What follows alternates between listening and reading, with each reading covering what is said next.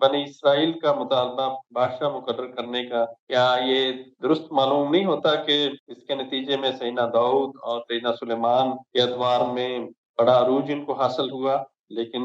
कुरान इस पर तनकीद करता है। और इससे भी जुड़ा हुआ सवाल है कि जो लोग खिलाफत का मुतालबा करते हैं आजकल, कि वो भी इसी तरह का मुतालबा नहीं है कि अगर कोई उनको हुक्मरान मिल जाए, साले हुक्मरान, तो फिर वो दीन की दावत भी सही पहुंचा सकते हैं लोगों तक और अपना खोया हुआ मुकाम भी हासिल कर सकते उन्होंने तो मुतालबा इस पस मंज़र में नहीं किया था। उनके गिरदोपेश में बड़ी बादशाहतें कायम थीं और इंसान अपने इज्तिमाई वजूद का इज़हार करना चाहता है। जिस तरह से हम अपने अंदर एक हिस्से जमालियात रखते हैं और तफ़व्वुक़ की जिबिल्लत भी रखते हैं, कि पेश नज़र हम अच्छा लिबास पहनते हैं, रहन-सहन में बेहतरी पैदा करते हैं, अच्छे घर बनाते हैं। इसी तरह से कौमों के अंदर भी ये रुझान पैदा होता है कि उनकी बादशाहतें या उनकी हुकूमतें बहुत बावक़ार हों, उनके ऐवान वो उनके बादशाह के ऐवान हों या उनके सदर के हों, उनकी इमारतें बड़ी आलीशान हों, उनके दरबार और रसूम बड़ी गैर मामूली हों। अभी आपने देखा है कि मलका बरतानिया दुनिया से रुखसत हुई हैं, तो किस एहतमाम के साथ उनको रुखसत किया गया। ये एहतमाम कौमों की तरफ से अपने इज्तिमाई वजूद की शान और शौकत का इजहार है। बनी इसराइल ने इसी पस मंज़र में मुतालबा किया। वो बाइबल में पढ़े तो वो यही कह रहे हैं कि हमारे गिरदोपेश की सब कौमों के तो बादशाह हैं और उनकी बड़ी शान है और उनका बड़ा मकाम है और वो गलियों में निकलते हैं तो रथ साथ-साथ चलते हैं। तो अगरचे ये रथ बादशाह के साथ चल रहे होते हैं, महल उसके बन रहे होते हैं, लेकिन इंसान की नफ्सियात में ये चीज़ पैवस्त है कि वो इसे अपनी कौम का फ़ख्र समझता है। उनके यहाँ मुतालबे की बड़ी वजह तो यही थी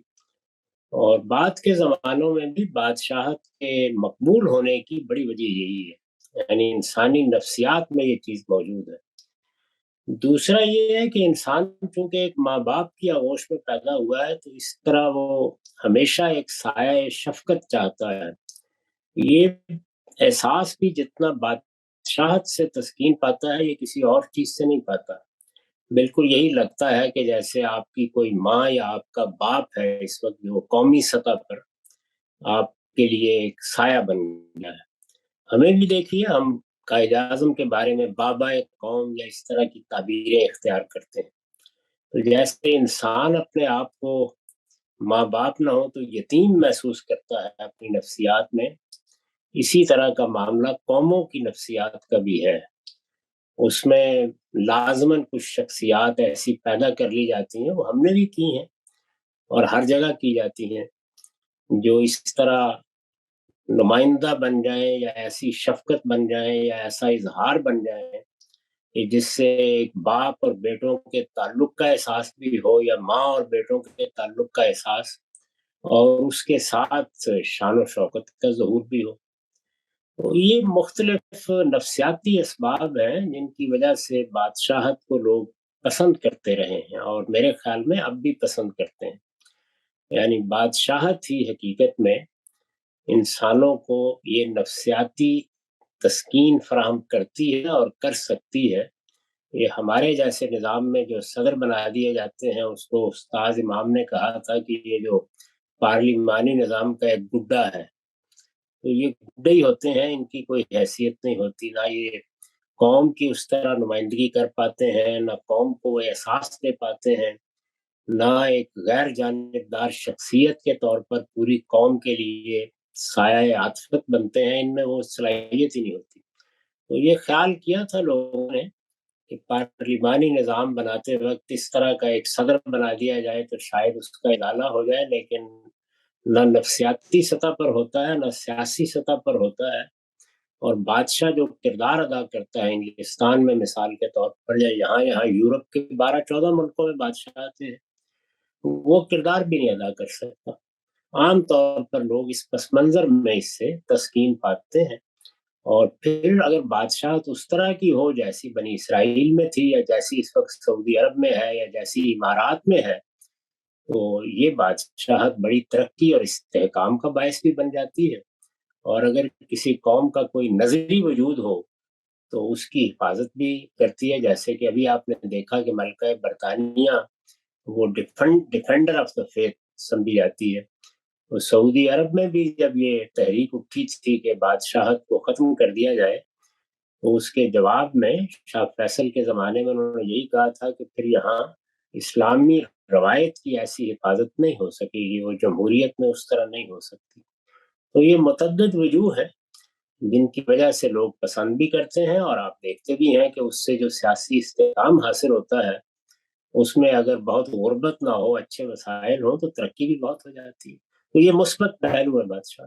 تو جس سے خلافت کا مطالبہ لوگ اخذ کرتے ہیں کہ یہ ہونا چاہیے، تو اس کا آپ کو کس طرح دیکھتے ہیں؟ خلافت کے مطالبے میں ایک تو یہی چیز ہے، یعنی اس میں پوری امت مسلمہ یا دنیا بھر کے مسلمانوں کو یہی تسکین ملتی ہے، اور وہ ملتی تھی جب تک سلطنت عثمانیہ رہی۔